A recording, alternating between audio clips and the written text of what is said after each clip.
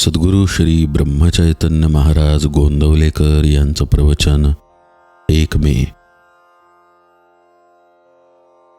कोणत्याही कृतीत हेतू शुद्ध पाहिजे.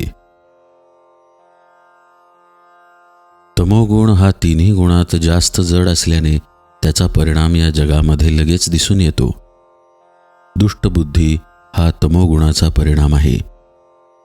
परंतु भगवंताच्या नामाने बुद्धी स्वच्छ करण्याची सोय माणसाच्या ठिकाणी आहे. यासाठी पुष्कळ नामस्मरण करावे, म्हणजे सत्वगुणाचा उदय होतो आणि बुद्धी शुद्ध बनते. देहाला कष्ट दिले म्हणजे भगवंत वश होतो हे काही खरे नाही. तसे जर असते तर रस्त्यात उन्हामध्ये खडी फोडणाऱ्यांना भगवंत लवकर वश झाला असता. भगवंताचे लक्ष आपल्या देहापेक्षा मनाकडे असते.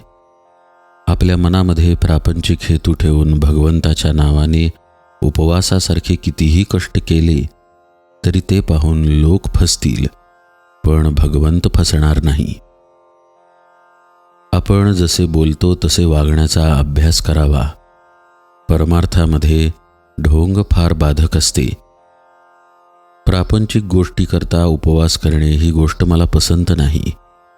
उपवास घडावा यात जी मौज आहे ती उपवास करावा यामध्ये नाही.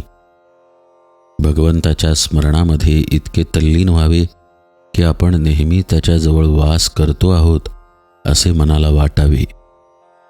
मग देहाने अन्न खाल्ले म्हणून कुठे बिघडले. याउलट आपल्या चित्तात भगवंताचे नाम नसताना आपण देहाने पुष्कळ उपवास केले तरी अशक्तपणाशिवाय दुसरे काही पदरात पडणार नाही. काही लोक वेडे असतात.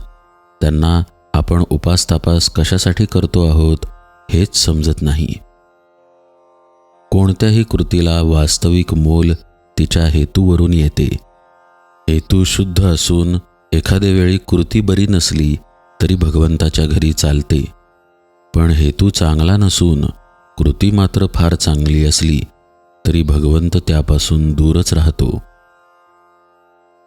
माणसाने केलेला उपवास निष्काम असून तो केवळ भगवंताच्या स्मरणात राहावे म्हणून केलेला असला तर फारच उत्तम आहे. निष्काम कर्माचे फार फार महत्त्व आहे. भगवंतासाठी भगवंत हवा अशी आपली वृत्ती असावी. किंबहुना नाम घेत असताना प्रत्यक्ष भगवंत समोर उभा ठाकला आणि तुला काय पाहिजे असे त्याने विचारले तर तुझे नामच मला दे हे त्याच्याजवळ मागणे, याचे नाव निष्कामता होय. कारण रूपाने व्यक्त झालेला भगवंत केव्हा तरी नाहीसा होईल, पण त्याचे नाम मात्र अखंड टिकेल. आणि त्याचे नाम घेतले की त्याला आपल्याकडे येणे जरूर आहे. म्हणून देहाला कष्ट देण्याच्या भानगडीत न पडता भगवंतासाठीच नाम घेत असावे. त्याची कृपा झाल्याशिवाय राहणार नाही. जेथे नाम तेथे राम हा ठेवावा विश्वास, कृपा करील रघुनाथ खास. जानकी जीवन स्मरण जय जय राम.